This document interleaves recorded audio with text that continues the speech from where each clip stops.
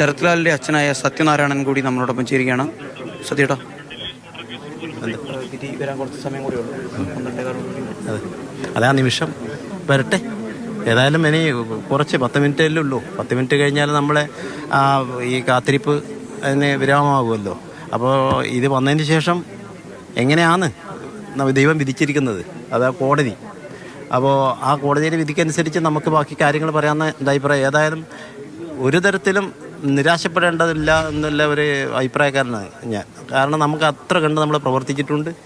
വേണ്ടുന്ന തക്കതായ അതിൻ്റെ തെളിവുകൾ നിരത്താൻ നമുക്ക് സാധിച്ചിട്ടുണ്ട്. സാക്ഷികളെ കൃത്യമായി എല്ലാവരെയും എറണാകുളം കൊണ്ടുപോയി വിസ്തരിക്കാൻ നമുക്ക് സാധിച്ചിട്ടുണ്ട്.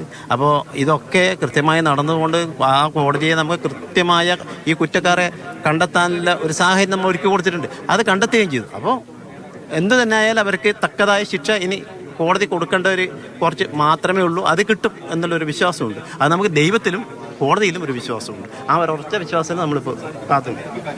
പൂർണ്ണമായും ജുഡീഷ്യറിയിൽ വിശ്വാസമുണ്ട് എന്ന കാര്യം തന്നെയാണ് കോൺഗ്രസ് നേതാക്കളും അതുപോലെ തന്നെ ഇരുവരുടെയും കുടുംബാംഗങ്ങളും ഒക്കെ തന്നെ പറയുന്നത്. അത് അന്വേഷണ സംഘങ്ങൾക്ക് പലതവണ പിഴവ് സംഭവിച്ചിട്ടുണ്ടെങ്കിലും ഏറ്റവും ഒടുവിൽ വന്ന CBI സംഘം കൃത്യമായി പ്രതികളിലേക്ക് എത്തിക്കുന്നു. അതുപോലെ തന്നെ കൃത്യമായ രീതിയിലുള്ള അന്വേഷണം നടത്തുന്നു. യാതൊരു തരത്തിലുള്ള രാഷ്ട്രീയ സ്വാധീനങ്ങൾക്കും വഴിപ്പെടാത്ത തരത്തിലുള്ള ഒരു കൃത്യമായ രീതിയിലുള്ള അന്വേഷണം നടക്കുന്നു. അതിൽ ഇവർ കുടുംബാംഗങ്ങളും ഈ നാട്ടുകാർ പൂർണ്ണമായും തൃപ്തരാണ് എന്നുള്ളൊരു കാര്യം തന്നെയാണ് ഏറ്റവും പ്രധാനപ്പെട്ട ഒരു കാര്യം. പിന്നീട് ഇപ്പോൾ ഇവർ പറയുന്നൊരു കാര്യമുണ്ട്, ദൈവത്തെ പോലെ ജുഡീഷ്യറിയെ കാണുന്നു.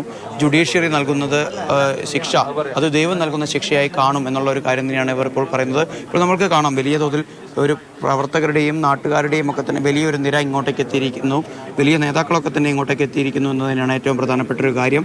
അവരെല്ലാവരും 6 വർഷത്തോളമായി കാത്തിരുന്ന ആ ഒരു നടപടിയാണ് ഇപ്പോൾ അതിൻ്റെ അവസാന നിമിഷങ്ങളിലേക്ക് എത്തുന്നത്.